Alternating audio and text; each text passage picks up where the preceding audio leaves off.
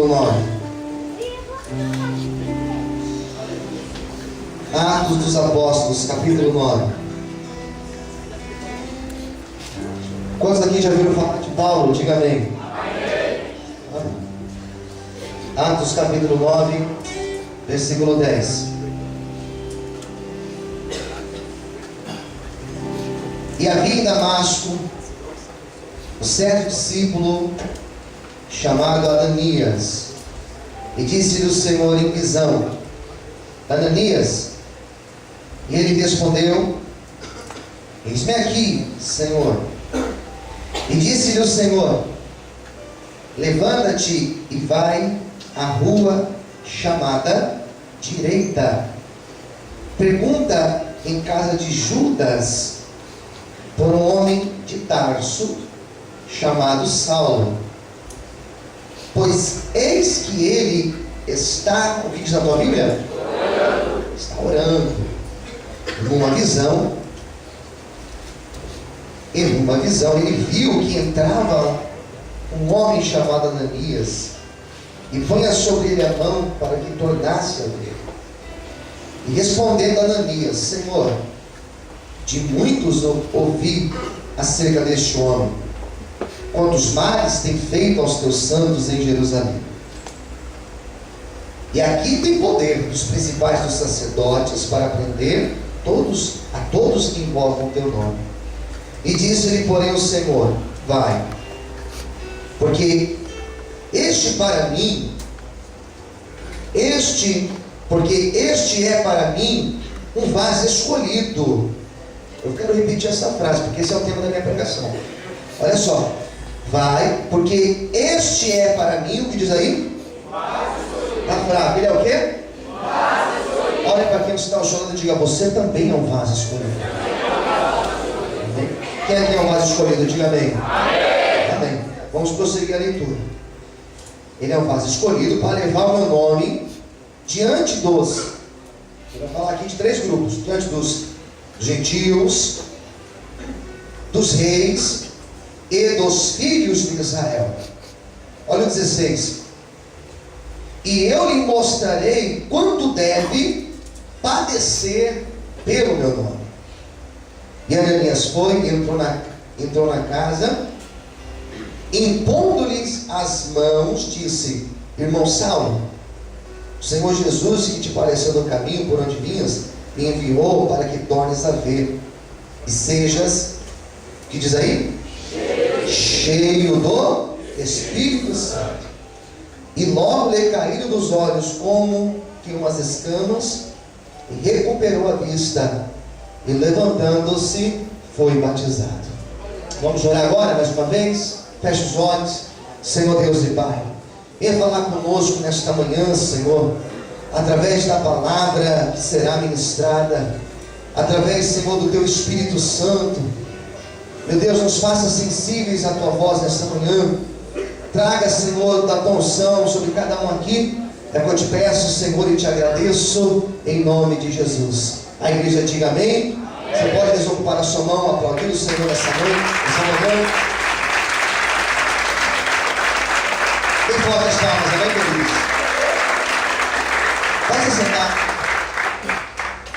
Eu estava pensando naquilo que nós poderíamos conversar nessa manhã, naquilo que nós poderíamos abordar nesta reunião. E Deus começou a falar comigo sobre algumas coisas que era necessário nós falarmos, coisas que nós precisávamos necessariamente nesse culto falarmos, para que esse mês realmente nós possamos fazer algo para Deus com mais excelência, né? E todos aqui de certa forma têm feito, mas eu me pergunto, né? E como que eu tenho feito esta obra? E essa pergunta você também pode fazer para você: como que eu tenho feito esta obra, né? Eu estava pensando naquilo que nós poderíamos falar, aquilo que nós poderíamos conversar, e Deus começou a falar comigo sobre a importância do meu chamado, o quanto o meu chamado é importante para mim, o quanto o chamado de Deus na minha vida ele é significativo para mim. Então a ideia do chamado veio na minha mente, a ideia do compromisso com esse chamado, De que maneira eu tenho feito esse chamado e qual compromisso ou qual comprometimento tenho com Deus e tenho com a obra, tenho com o chamado, tenho com aquilo que Deus colocou nas minhas mãos. E o terceiro momento, acerca da missão. E como que eu tenho feito isso? Então eu tenho chamado, tenho compromisso com esse chamado e de que maneira eu tenho levado esse chamado adiante. Eu comecei a pensar nessas coisas. Hoje de manhã eu fui fazer uma caminhada matinal. Comecei a pensar sobre isso, deixei Deus falar comigo. E Deus começou a colocar palavras no meu coração. E começou a falar acerca de Paulo. E eu comecei a perceber, desde o começo da história de Paulo. Interessante que quem fala sobre a conversão de Paulo não foi ele. E Paulo era um excelente escritor, ele poderia ter feito uma autobiografia. Ele poderia ter relatado sobre a sua conversão, sobre os momentos ali que ele ficou cego durante 3 dias. Ele poderia ter falado sobre isso, mas ele não escreveu isso. Ele escreve diversas cartas, diversos ensinos. Ele escreve a Coríntios, a Efésios, a Filipenses. Ele escreve um monte de coisas. Ele é o maior escritor do Novo Testamento, mas ele não fala da sua conversão. Ele não fala sobre o cair que ele teve, sobre o encontro com Jesus. Ele não fala de Ananias. Mas ele vai falar do que esta conversão, do que esse impacto que ele teve. Eu gosto de usar essa expressão, o que esse impacto teve na vida dele. E ele fala sobre isso. Ele não somente fala sobre isso, mas ele demonstra o que essa conversão trouxe para a vida dele. Quem entendeu, diga amém. Amém? Então ele começa a falar, não da sua conversão em si, mas ele começa a falar do que essa conversão trouxe para ele. E o que ele consegue fazer depois de convertir, depois que ele teve esse encontro com Deus.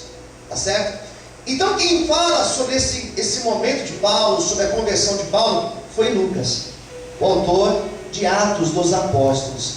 Então Lucas, lá no comecinho, ele vai falar sobre os apóstolos sendo cheios do Espírito Santo, lá no capítulo 2, falando que aqueles 11 apóstolos, eles depois escolhem um substituto para Judas, e a obra começa a crescer, a obra começa a desenvolver, e a obra, de certa forma, ela começa a crescer e se desenvolver dentro daquele território, daquela geografia ali de Jerusalém, né?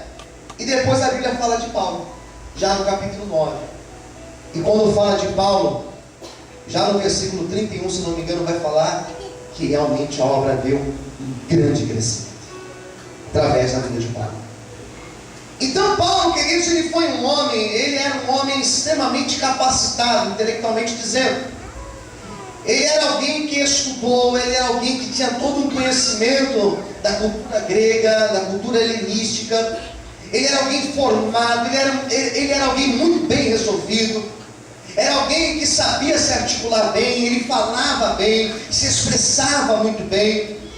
E esse Paulo, queridos, a obra de Deus, ela precisava de alguém como ele. Eu já falei isso em outros momentos. Porque Paulo era um homem que ele racionalmente ele tinha a sua mente aberta. Ele recebia os novos conceitos de Cristo e ele recebia tudo aquilo com a sua mente aberta. Ele era um homem que ele perseguia a igreja cristã naquela época. Os novos crentes, aqueles que estavam se convertendo a Cristo, Paulo perseguia, e ele fez parte da morte do primeiro mártir da igreja, que era o diácono Estevão.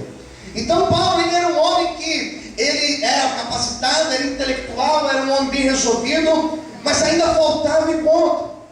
Ainda faltava ele ser impactado por Cristo, ainda faltava ele ser fisgado. Sabe o que é fisgado? Sabe quando o pescador lança a isca e ele pega o peixe? Aquilo é fisgar. Ele precisava ser fisgado por Cristo. Quem entendeu, diga amém. E a Bíblia diz que certa vez ele estava indo para a cidade de Damasco, a cidade que ficava a um pouco mais de 200 quilômetros de Jerusalém. E eles estavam nas montarias, cada um no seu cavalo. E diz a Bíblia que no meio do caminho, uma grande luz surge. E esse grande resplendor de luz, somente Paulo viu. Os outros homens que o acompanhavam, eles não tiveram essa visão. E quando Paulo viu aquela luz, diz a Bíblia que ele cai para trás. E quando ele cai, diz a Bíblia que foi naquele momento da queda que ele teve encontro com Cristo. Diga para quem está ao seu lado, algumas quedas precisam acontecer na nossa vida. É interessante que eu conheço muitas pessoas que tiveram encontro com Cristo nas suas quedas. Eu conheço muitas pessoas que tiveram encontro com o Senhor e mudaram de postura na vida depois de uma queda, depois de um tropeço, depois que caiu na posição que ele estava.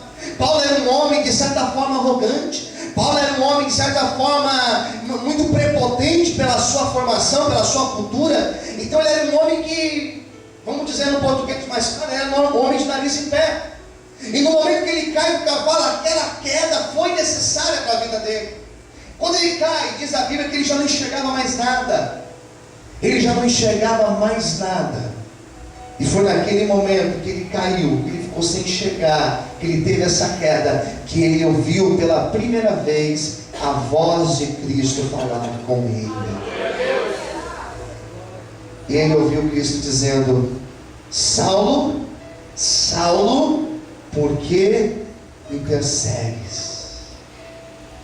E ele ali sem entender falou: mas quem que eu persigo? Eu não estou entendendo. E diz a Bíblia que Jesus se apresentou para ele: você me persegue. Tudo aquilo que é feito contra a obra de Deus, na verdade é feito contra o próprio Cristo. E ele não entendeu, mas ali começou a trabalhar, ali começou um processo de conversão na vida de Paulo. Processo de conversão.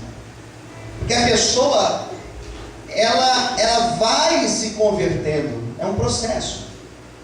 Eu me converto a cada dia, ou eu me desconverto a cada dia. Quem entendeu? Diga amém. Ninguém é estático. Pelo contrário, nós estamos em um constante movimento. Você não é o mesmo de ontem. Você não é o mesmo de ontem. Você não é o mesmo do mês passado. Você não é o mesmo que acordou. Tudo muda. Desde a nossa aparência física, e para alguns parece que o tempo foi menos generoso, né? Para alguns talvez consegue se preservar mais, aparentemente dizendo, mas por dentro nós mudamos. Quem concorda, diga amém. Nós somos influenciados por aquilo que nós recebemos. Então, queridos, é um processo de conversão que acontece com Paulo. E ali começou o processo, ali ele começou a ser trabalhado pelo Espírito Santo de Deus. E é maravilhoso o que acontece na vida dele. Que ele cai ali cego. Diz a Bíblia que ele é levado para Damasco. E ele fica ali 3 dias. 3 dias. E a Bíblia vai dizer que nesses 3 dias não comeu, não bebeu. Ele ficou 3 dias orando. 3 dias orando. 3 dias tentando entender o que tinha acontecido com ele. Quem entendeu? Diga amém. Ele fica ali naqueles 3 dias pensando: Deus, por que isso aconteceu? Deus, qual que é o teu propósito para a minha vida? Será que eu estou fazendo errado, Senhor, de perseguir esses daí da seita do caminho?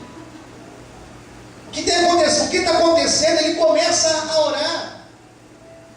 Aquela arrogância já não existia mais.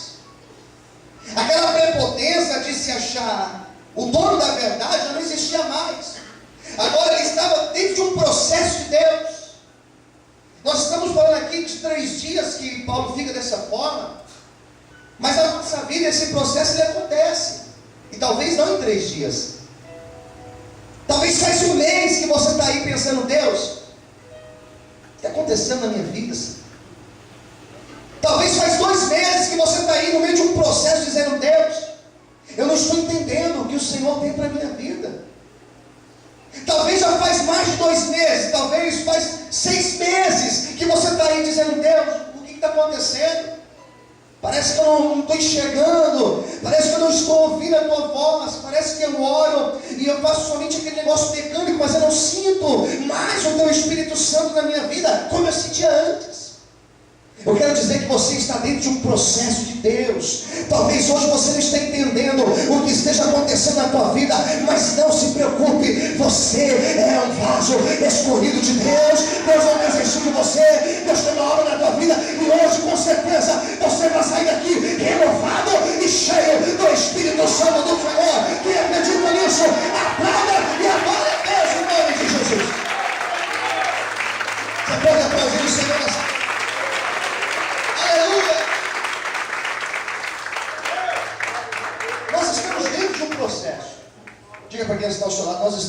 um processo. Esse processo ele tem tempos relativos. Às vezes eu fico uma semana inteira dentro de um processo, irmãos. Às vezes uma semana inteira angustiado. Já teve isso com você? Você fica angustiado, você não entendeu o que está acontecendo. E o mais complicado, porque às vezes a gente está assim, que a gente precisa subir no altar e ministrar a igreja. É ou não é, pastor, isso? Às vezes nós estamos assim e a gente precisa subir no altar e ministrar um louvor. Às vezes eu estou assim, eu preciso ir na chácara e me esquecer que eu estou assim e falar coisas e orientar e ministrar. É como é difícil. E Paulo estava nesse momento, ele estava ali em silêncio, e o Senhor em silêncio com ele. E daqui a pouco o Espírito de Deus, que estava ali se movimentando na vida de Paulo, esse mesmo Espírito de Deus foi lá na casa de um homem chamado Ananias. E na vida de Paulo, esse Ananias, ele foi um elemento essencial. Quem entendeu, diga amém. Amém. Paulo foi um homem de tanta intimidade com Deus, que eu arrisco dizer que Deus não precisava nem ter levantado Ananias. Deus poderia ir direto falar com Paulo. Mas por que Deus levantou Ananias? Pergunte para quem está ao seu lado: por que Deus levantou Ananias? Sabe por que Deus levantou Ananias? Por várias razões, né? Mas eu penso comigo, Deus queria mostrar para Paulo que ninguém é autônomo, que ninguém é autossuficiente. Eu me garanto, não. Eu consigo sozinho, não. Mas eu posso cantar, eu posso pregar, eu posso tocar, eu posso bater palma, eu posso passar salmo, eu posso fazer oração final, eu posso fazer tudo, não. Quando Deus levanta Ananias, e Ananias, depois você tem mais notícias de Ananias? Não, a gente não tem mais notícia dele. A gente não sabe o que acontece com Ananias. De Paulo a gente tem muitas coisas, mas de Ananias, a gente não sabe. A gente nem imagina o que aconteceu depois com Ananias. Não temos notícia. Mas ele foi essencial na vida de Paulo. Então eu começo a perceber, queridos, que dentro da obra de Deus não existe a autonomia de eu chegar ao ponto de dizer: mas eu não preciso de ninguém. E Deus usou Ananias para falar com Paulo. Deus sempre usa alguém para falar conosco. Deus sempre vai usar alguém. E Deus sempre usa, às vezes, Deus sempre usa pessoas que surpreendem. Às vezes usa o pastor, mas às vezes usa um obreiro, às vezes usa um jovem, às vezes usa um momento do louvor, às vezes Deus usa alguém na rua, mas alguém vai falar com você algo de Deus. Então diz a Bíblia que Deus levanta Ananias para ele falar com Paulo. E esse Ananias entra para falar com Paulo. E ele foi um homem que no primeiro momento, quando o Senhor falou com ele, ele se sentiu intimidado. Porque ele falou: Deus, mas como que eu vou falar com ele? A fama de Paulo é que ele é um homem que persegue, um homem que mata os cristãos, é um homem que é duro, é um homem difícil. E como eu vou falar com ele? Daí Deus começou a falar com Ananias. Ele falou: não se preocupe, que Paulo para mim, ele é um vaso escolhido. E eu vou usar a vida de Paulo para falar. Versículo 15, ele vai falar com os gentios, aqueles que não são de Israel. Vai falar de outras religiões, de outras ideias. Vou usar esse Paulo para falar com os reis, e os reis eram as autoridades maiores naquela época. Ele vai falar com as grandes elites, e também vou usá-lo para falar com os filhos de Israel, que era um povo extremamente religioso, mente fechada. Vou usar Paulo para falar com eles. Que coisa maravilhosa, queridos. Deus começa a falar para Ananias que tinha um chamado e tinha uma missão para Paulo. É incrível que o Senhor tem um chamado para cada um de nós que estamos aqui. Diga para quem está ao seu lado: o Senhor tem um chamado na tua vida. Amém? É incrível que o Senhor tem um chamado para a nossa vida. E às vezes nós pensamos que o nosso chamado é simplesmente vir à igreja e participar de um ministério dentro da igreja. Às vezes pensamos que o nosso chamado é vir para o culto, ministrar uma palavra. Eu vou ler a palavra, vou estudar uma palavra para ministrar hoje à noite, é esse o meu chamado. Às vezes nós pensamos que o nosso chamado é simplesmente ser um patrocinador da obra, é ser um dizimista, é ser um ofertante. O meu chamado é esse, pastor, é patrocinar a obra. Só que eu quero nessa manhã dizer algo de Deus para a tua vida. O chamado de Deus, ele é grande na tua vida. A obra de Deus, ela é extensa na tua vida. Eu não tenho dúvida que eu estou pregando para homens e para mulheres que um dia atravessarão fronteiras, que um dia levarão a palavra para os quatro cantos desta terra. Eu tenho plena certeza do que eu estou dizendo. O Senhor nesta manhã, Ele vai levantar homens e mulheres aqui dentro. O chamado de Deus para a tua vida não se limita apenas naquilo que você tem feito. O Senhor, Ele tem mais para você nesta manhã. Se você acredita nisso, levanta a mão para o céu, glorifica o Senhor e adora a Deus em nome de Jesus. Aleluia! Diga para quem está ao seu lado: o Senhor deu um grande chamado na tua vida. Eu me recordo de um presente que eu ganhei. Eu ganhei um presente no ano de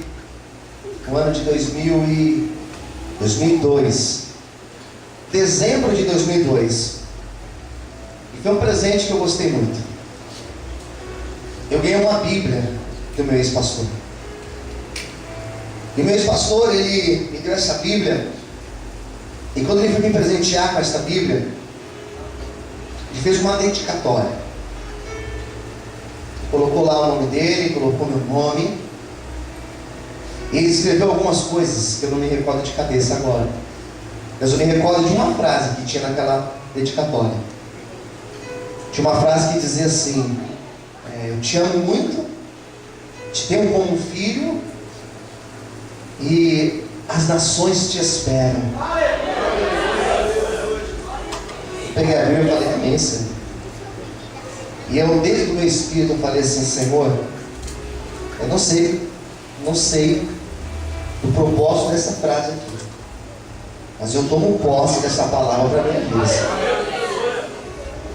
Eu glorifico ao Senhor, queridos, porque é algo que eu imaginava tão longe, tão distante. E ano passado, pela primeira vez, o Senhor me levou para uma outra nação para levar a palavra dele. Eu me recordo que eu estava em cima do altar para ministrar, eu estava me preparando para subir no altar para ministrar a palavra. E eu lembro que a pastora Eugênia foi orar por mim, e eu caí de joelhos e eu comecei a chorar, porque eu comecei a lembrar daquela palavra que dizia: filho, eu vou te levar para outras nações. E no momento que eu caí de joelhos, Deus começou a falar comigo dizendo: filho, eu não tinha te dito no ano de 2002, hoje eu estou cumprindo a minha palavra na tua vida. Isso daqui é só o começo, amém? Eu quero nessa manhã dizer que isso que está acontecendo é só o começo da obra de Deus na tua vida. Deus tem algo maior, Deus tem algo grande para fazer na tua vida e através da tua vida. Em nome de Jesus, você pode aplaudir e glorificar o Senhor. Aleluia. Queridos, todas as vezes que a gente vê a expressão chamado, todas as vezes que a gente lê a palavra ou pensamos na expressão missão, obra de Deus, sempre nós teremos uma relação com a palavra sofrimento. Diga comigo: missão é muito parecido com sofrimento. Quando Deus começou a falar acerca de Paulo, quando Deus falou com Ananias, dizendo sobre Paulo, dizendo de uma obra na vida de Paulo, eu prestei bem atenção no versículo 16, eu quero que você me acompanhe mais uma vez. E o Senhor falou assim acerca de Paulo: e eu lhe mostrarei o quanto deve padecer pelo meu nome. Padecer pelo meu nome. Quem entendeu, diga amém. Em outras palavras, Paulo vai entender qual é o preço que deve ser pago por aqueles que desejam fazer a minha obra. E aqui eu começo a pensar na minha mensagem. que para fazer a obra de Deus, existe um preço. E é um preço muito duro de se pagar. Quem está entendendo, diga amém. Já parou para pensar? Já parou para pensar que as coisas de Deus, elas não acontecem de forma fácil na nossa vida? Já parou para pensar que todos os propósitos que a gente tenta fazer na igreja é difícil? Fazer uma convenção é difícil. Fazer um encontro de mulheres é difícil. Fazer um culto com jovens é difícil. Fazer 12 horas de adoração é difícil fazer. Fazer um culto de obreiros é difícil. Olha quantos obreiros vieram e olha quantos faltaram. É difícil. Já parou para ver que fazer um trabalho de evangelismo nas ruas é difícil? O trabalho da chácara é difícil. Já parou para pensar que você deixar a tua casa, o seu conforto, para vir aqui ensaiar, né? Os meninos aqui, as meninas, eles ensaiam no sábado à tarde, sábado às 4 horas da tarde, um sol lá fora, e você larga tudo e vem para cá, e fecha a porta aí, fica aqui dentro até, às vezes até 8 horas da noite, ensaiando. Difícil. Para que buscar tanta excelência? Para que? Difícil estudar a Bíblia. Já tentou estudar a Bíblia? Difícil. Já tentou vir para as aulas de segunda-feira? Você não consegue vir para a aula de segunda-feira, é difícil. Vir para cá segunda-feira. Por mais interessante que seja a aula, por mais divertida que seja a aula, ainda que a gente faça pão de metro aqui na frente depois da aula, refrigerante, suco, vai ser difícil você vir. Porque tudo que nós falamos acerca da obra e para a obra, nós sofreremos retaliações. E não são problemas físicos, materiais, mas muitas vezes são problemas que você não consegue nem enxergar, mas você percebe que existe uma opressão contra a tua vida. Paulo um dia escreveu a carta aos Efésios dizendo acerca disso. Capítulo 6, ele fala sobre a armadura de Deus, ele fala sobre as hostes espirituais da maldade. Paulo sabia disso. Então, quando nós falamos acerca de obra, nós estamos falando de lutas, nós estamos falando de dificuldades. Obreiros, escute o que eu vou dizer esta manhã e não esqueça a minha frase. Se você pôs a mão no arado, foi porque o Senhor te chamou. Ponto. Se você pôs a mão no arado, foi porque o Senhor te chamou. Ponto.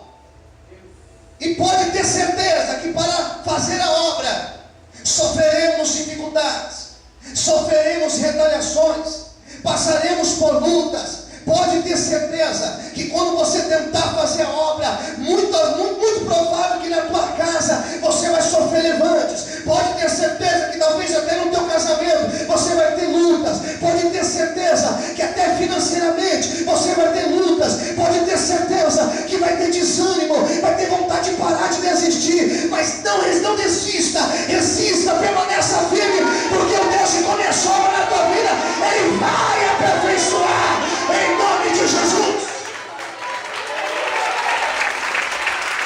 Ele vai aperfeiçoar. Ele vai te ajudar.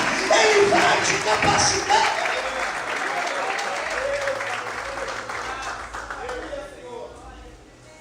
Ah, mas como temos lutas.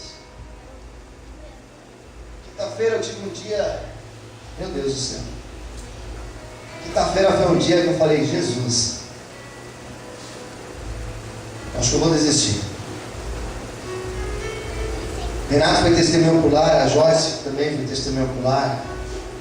Nós saímos daqui para ir para a chácara, uma situação lá na chácara, um problema para resolver. Fui daqui para lá em 35 minutos. Eu pensei que meu coração ia estourar, angustiado, preocupado. E quando eu cheguei lá, passou um filme na minha cabeça. E eu ouvia o adversário dizendo assim para mim: você acha que isso vale a pena? Você já ouviu isso do adversário? Pergunte para o seu irmão: você já ouviu isso do adversário? Sabe o que é você chegar num lugar para ministrar e o adversário falar: você acha que vale a pena mesmo? Isso acontece às vezes com nós pastores. A gente chega na igreja para fazer um culto arrebentado. Daí vem uma meia dúzia no culto, e você faz o culto, você fecha a igreja e o adversário vem lá do seu lado. Você acha que vale a pena? Você acha que vale a pena tudo isso? O adversário sempre vai chegar ao nosso lado para dizer: você acha que vale a pena isso? Quem entendeu, diga amém. Eu comecei a pensar no trabalho com dependentes químicos que nós realizamos. Falei: meu Deus, como está difícil. Como está difícil. E daqui a pouco eu me senti como que Paulo. Que teve um momento que Paulo, a Bíblia vai dizer que as escamas caíram dos olhos dele. Se tiver alguma escama nos nossos olhos, ela vai cair nessa manhã. E no momento que as escamas caíram dos olhos dele, ele começou a enxergar. Eu estava ali angustiado, pensando: meu Deus, eu acho que esse negócio aqui não vai virar, não vai dar certo, não. E estava ali pensando. Eu não sei se você sabe, eu trabalho com dependente. De 100 pessoas que nós tratamos, 100 pessoas, quanto se recupera, pastor? 80%? Quem dera. Metade? Quem dera. Um dia talvez chegaremos lá. 20%? Nem 20%. De 100, 10%. 10%. Sabe o que é isso, irmãos? Sabe o que é isso? Você trabalhar com 100 pessoas e 10%, 15% dá certo. E eu comecei a pensar nesses números, porque nós temos a capacidade de raciocinar, de pensar em números, né? Será que vale a pena? Quando a gente pensa em valer a pena, a gente sempre faz matemáticas, né? E Deus começou a falar comigo: filho, ainda que fosse um, valeria a pena, porque uma alma não tem preço para mim. E eu comecei a ver o mover de Deus, eu comecei a me lembrar de alguns rostos, eu comecei a me lembrar de alguns que foram libertos, eu comecei a me lembrar de alguns que recomeçaram, de alguns que deram a volta, e no mesmo instante o Espírito de Deus começou a soprar no meu coração, dizendo: filho, vale a pena, filho, vale a pena, filho, vale a pena, eu vou te usar na minha obra, vale a pena para meu Deus. Vale a pena. Está difícil, pastor, mas vai valer a pena, diz o Senhor para você nessa manhã. Amém, queridos? E Paulo estava ali orando. Deus pega Ananias, enche ele de coragem, precisava de coragem para falar com ele. Ele sai de onde ele estava, ele se dirige até a rua chamada Direita, Rua Direita, na casa de um homem chamado Judas. E lá tinha um tal de Saulo de Tarso que ele deveria orar. Ele foi na missão. E talvez ele ensaiou várias frases. Talvez pensou: vou chegar lá e vou fazer assim, vou ficar, né, de longe, vou ficar lá do outro lado. Se ele tentar vir contra mim, eu corro, né? Mas quando ele chegou lá, foi o Espírito de Deus que atuou, que fez, que operou. Tão maravilhoso, irmãos, quando a gente chega no lugar e o Espírito Santo começa a agir. Quem concorda, diga amém. De vez em quando a gente recebe umas ligações, né? Ó, tem uma pessoa possessa aqui, já quebrou 3 aqui no meio, já quebrou a casa inteira, vem aqui orar. Oh, meu Deus, e agora? Como que vai ser? O Espírito Santo vai na frente e acontece. Quando Ananias entra no quarto de Paulo, ele estava de joelhos orando. Já tentei pensar o que ele estava orando. Muito provável que ele dizia: Deus, o que o Senhor tem na minha vida? Quais são os propósitos do Senhor? O que quer ser de mim? Sei lá o que ele orava. Ananias entra. E Ananias coloca as mãos em Paulo. Versículo 17. E pôs as mãos sobre ele. E Ananias, de uma forma muito afetiva, ele chamou Saulo de irmão. Irmão Saulo, o Senhor Jesus, que te apareceu no caminho, como é que ele sabia disso? Revelação de Deus. Aleluia. Por onde vinhas, ele me enviou para que tornes a ver e sejas cheio do Espírito Santo. Eu vim aqui para que eu possa orar por você, para que você volte a enxergar e você seja cheio do Espírito Santo. Que coisa maravilhosa, queridos. Porque quando os olhos de Paulo foram abertos, não foi a visão de Paulo que simplesmente foi restaurada, foi a maneira dele enxergar o mundo que foi modificado. Quando os olhos de Paulo foram abertos, ele não enxergava mais, ele era um fariseu, ele era um religioso, mas quando os olhos dele foram abertos, ele já não enxergava mais como um religioso enxergava. Quando os olhos de Paulo foram abertos, ele já não enxergava o gentio como um povo estranho, como um povo miscigenado. Quando os olhos dele foram abertos, ele começou a enxergar o gentio como pessoas que precisavam ser alcançadas por Deus. Quando os olhos de Paulo foram abertos, ele começou a enxergar que outros irmãos dele religiosos precisavam ser alcançados por Deus. Eu glorifico ao Senhor, queridos, porque hoje Deus está abrindo os meus olhos e eu posso olhar hoje para um católico, para um budista, para alguém que tem uma fé diferente da minha, e eu não olho para ele com um olhar de estranheza, não, eu olho para ele como alguém que Deus ama, como alguém que Deus também escolheu. Eu glorifico ao Senhor, porque Deus abriu os olhos de Paulo, e esse mesmo Deus, Ele está abrindo os meus olhos, Ele está abrindo os teus olhos, para a gente olhar um morador de rua e não enxergar alguém que está nas beiras da sociedade, não, nós possamos olhar para ele e falar, ali alguém escolhido de Deus, ali alguém que é chamado por Deus. Por isso que Cristo, quando ele ensinou a parábola do bom samaritano, ele falou que tinha um sacerdote que a visão ainda não estava aberta. Ele passou pelo homem jogado e falou, não tenho nada com ele, não tenho compromisso com ele. Passou pelo outro lado da rua, veio então um levita, que também era religioso, que também conhecia a música, também conhecia a lei, olhou para o homem e passou de longe. Só que teve um tal samaritano, queridos, nós não sabemos o nome dele, era um homem que não era convertido, mas quando ele viu aquele homem jogado, os olhos dele estavam abertos, ele se aproximou e falou, eu vou ajudar, eu vou estender a mão para ele, eu vou pagar o preço por ele. É isso que Cristo quer fazer nesta manhã. Ele não quer levantar sacerdotes e levitas, não, ele quer levantar um grupo de bom samaritano que passa pela rua e fala, eu vou ser usado por Deus para alcançar o perdido, para alcançar aquele que está caído. Eu quero saber quem quer fazer parte desse grupo. Aplauda e glorifique. Quantos querem fazer parte desse grupo? Quantos querem fazer parte desse grupo? Só enxerga assim quem Deus abriu os olhos. Só enxerga assim quem Deus abriu os olhos. Quem entendeu, diga amém. Diga para o seu irmão do lado, só enxerga assim aquele que um dia teve os olhos abertos por Deus. E ele foi cheio do Espírito Santo. Para fazer a obra de Deus, tem que ser cheio do Espírito Santo. Diga para o teu irmão do lado, nós precisamos ser cheios do Espírito Santo. Ontem na faculdade, na hora do intervalo, veio um rapaz e uma moça falar comigo. Um rapaz e uma moça. Eles fazem um outro curso. Eu participei de um encontro com eles. E a moça é budista. E essa moça chegou para mim e falou assim, olha, eu não sei o que dizer,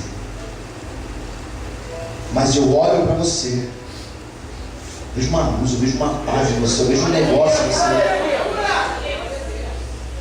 Falei, pensei comigo, né? Esse é o Espírito Santo de Deus. Nós precisamos ser cheios do Espírito Santo. Escute, nós precisamos ser cheios do Espírito Santo.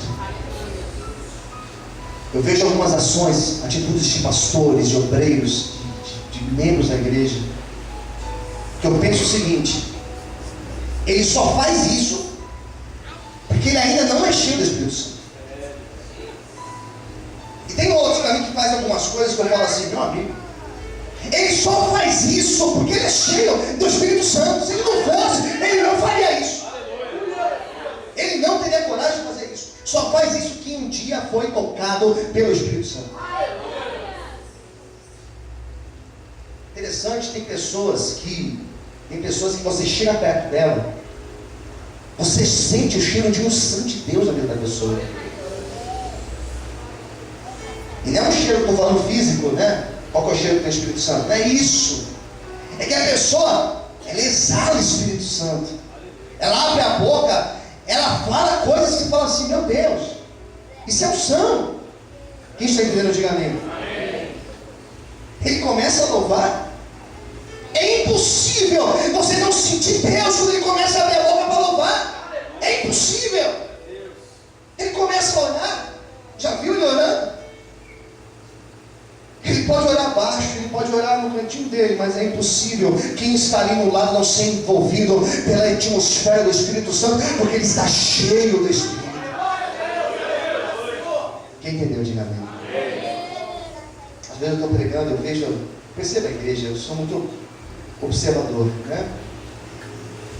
Eu começo a pregar e é notório você ver pessoas sendo tocadas pelo Espírito Santo. E também o contrário. O contrário é mais perceptível ainda. Porque às vezes a pessoa está ali na dela, né? Está ali na dela. Não chora, não esboça a reação, aplaude quando o pastor pede, levanta a mão quando o pastor pede, né? Mas dentro dela o negócio está... O Espírito Santo está operando tremendamente. E são pessoas que às vezes acabam o culto, chega assim para mim e fala assim, pastor, amém, entendi a palavra de Deus. E ela sai da igreja, ela começa a fazer tudo diferente da forma que ela estava fazendo. O Espírito Santo que faz isso. Quem entendeu, diga amém. Mas o contrário também é perceptível. Você vê que a pessoa está ali, mas ela está olhando do lado, daí uma pena que cai lá atrás, já olha, distraído. Dá vontade de ir no banheiro, dá vontade de beber água, dá vontade de dormir, dá vontade de acordar, dá vontade de pegar o celular. E aí? Você quer puxar assunto para o irmão do lado? E aí, você, tá tudo bem? Nunca conversa com ele. Já percebeu que vários assuntos surgem na hora do culto? E aí? Você viu lá? Você não sabe. E quer conversar. Eu passo mal com isso. Eu passo mal com isso. Paulo foi um homem cheio do Espírito Santo. E a pessoa cheia do Espírito Santo, pergunte para quem está ao seu lado, sabe como que é uma pessoa cheia do Espírito Santo? Você sabe como que é. Pastor, é aquela pessoa que na hora do culto ele fica pulando, batendo palmas, sim ou não? Você sabe que não é. É aquela pessoa que na hora do culto ele faz aviãozinho no meio da igreja, ele vai lá e... É esse o cheiro do Espírito Santo? Sim ou não? Não. Sabe quem é o cheiro do Espírito Santo? É aquele que quando vê a pessoa caída, ele vai lá e estende a mão. Sacerdote, levita, samaritano. Quem que era o cheiro do Espírito Santo? O samaritano. Sabe quem é o cheiro do Espírito Santo? É aquele que tem os frutos, ou o fruto do Espírito, que está lá em Gálatas. Ele é manso. Ele é manso. Ele tem equilíbrio. É aquele que ele é fiel a Deus, porque ele sabe que a obra precisa das contribuições dele. É aquele que tem compromisso com Deus. Sabe o que é compromisso com Deus? Não, mas eu tenho meu compromisso com Deus. Mas e com a obra de Deus? A obra mais ou menos. Eu quero crer que nesta manhã seremos cheios do Espírito Santo. Você pode aplaudir e glorificar a Deus. Você pode aplaudir o Senhor nessa manhã. Sermos cheios do Espírito Santo. É isso que nós precisamos. Amém, Deus? Sermos espirituais. O espiritual é aquele que sabe discernir se é aquilo. Não, isso não é de Deus. Sabe quem que é o espiritual? O cheio do Espírito Santo? Aquele que sabe, vou falar uma palavra, aquele que sabe renunciar o que não convém. Renunciar o que não convém. Esse é cheio do Espírito Santo. E não só isso, eu queria ter mais tempo, assumo para vocês, mas não só isso. Olha o que mais aconteceu. O 18: logo lhe caíram dos olhos como que umas escamas, recuperou a vista, levantando-se, ele foi, o que diz aí? Batizado. E a ideia do batismo, qual que é a grande ideia do batismo? Quando Jesus falou para Nicodemos, Nicodemos era um mestre da lei, um cara entendido, um bom mestre, né? Todo formal com Cristo. E Jesus chegou para ele e falou assim: Nicodemos, você precisa, o que Deus falou? Jesus falou para ele: você precisa, está fraco, você precisa nascer de novo. Daí Nicodemos, inteligente, rapaz com a mente aberta: como assim, Senhor, nascer de novo? Devo voltar para o ventre da minha mãe? Eu não sei se ele foi irônico ou se ele foi, desculpa a expressão grosseira, tapado, né? Como assim? Eu vou voltar para o ventre da minha mãe? Imagina Jesus falando assim: Jesus não faria isso. Voltava a só a mãe, pelo umbigo dela. Jesus também não fez isso. Jesus era muito paciente, né? Eu preciso dessa paciência. Porque às vezes dá vontade de falar, entrar no ouvido dela e nascer no mundo. Mas não foi isso. Jesus falou para ele assim: você precisa batizar. Porque o batismo é nascer de novo. Quem Deus diga amém? Batismo é o quê? Nascer de novo. Quando a pessoa está na água para ser batizada, vamos ver se vocês foram bem catequizados. Quando a pessoa está na água, nós afundamos a pessoa na água. O que acontece nesse momento, amados obreiros e obreiras? O que acontece quando a gente coloca a pessoa dentro da água? Ela o quê? Ela morre. A palavra batismo vem da palavra sepultamento. Então ela é o quê? Sepultada, ela morre. Quando a gente tira a pessoa da água, o que está acontecendo com ela? Ela está o quê? Ela está o quê? Se ela morreu, o que morreu? Morreu o quê? Velho homem. Pergunte para o seu irmão: o velho homem já morreu? Se for mulher, pergunte: a velha mulher já morreu? O velho homem morreu, a velha mulher já morreu. Pastor, mas volta e meia ele quer nascer de novo, volta e meia ele quer voltar. Mate ele todos os dias, mas permaneça firme na presença do Senhor. Você pode aplaudir?